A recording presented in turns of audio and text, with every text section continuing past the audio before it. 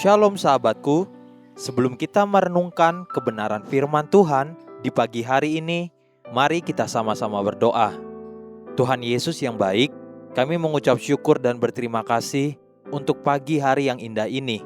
Kami mengucap syukur untuk nafas kehidupan yang masih Tuhan berikan untuk setiap kami. Dan pagi hari ini, kami ingin kembali mendengar tentang kebenaran firman-Mu. Biar kebenaran firman-Mu yang terus menyempurnakan kehidupan setiap kami. Amin. Pagi hari ini kita akan merenungkan kebenaran firman-Nya dengan tema kemuliaan ada di bagian dalam rumah Tuhan.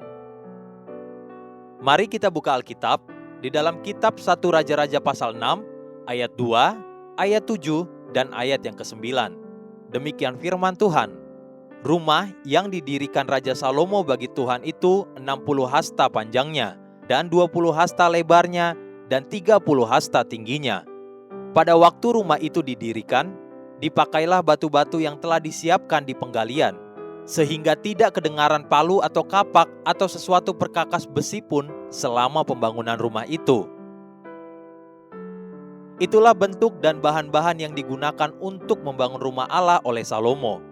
Pada bagian luar, bahan-bahan yang digunakan adalah batu-batu yang diambil dari penggalian. Namun pada bagian dalamnya yang digunakan adalah 1 Raja-Raja pasal 6 ayat 21 sampai ayat yang ke-22 dan ayat yang ke-30.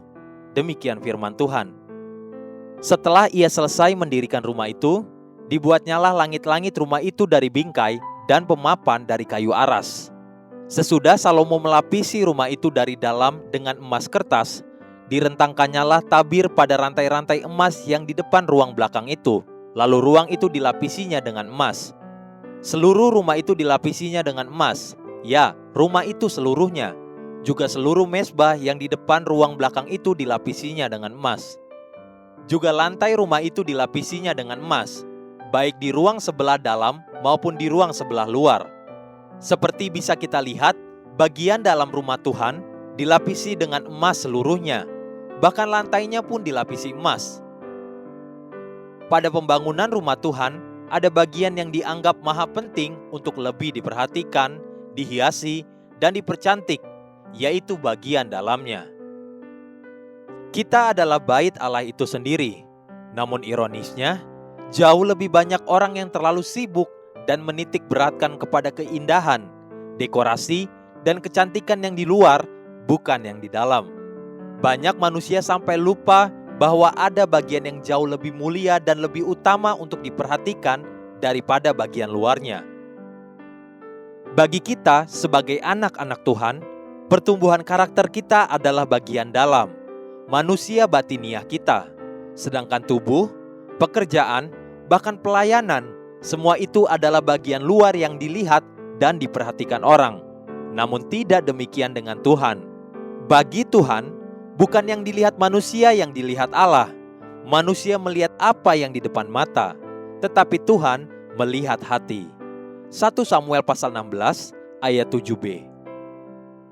Perhiasan yang mulia, yang berlapis emas seluruhnya di bagian dalam manusia, adalah pertumbuhan karakter kita yang semakin hari semakin mulia dan cantik, semakin serupa seperti Dia, Pencipta dan Bapa kita.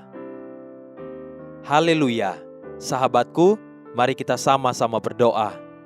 Terima kasih Bapa Surgawi, aku mau selalu belajar untuk hidup benar dan terus membangun karakter Kristus di dalam hidupku. Amin. Jesus loves you and so do I.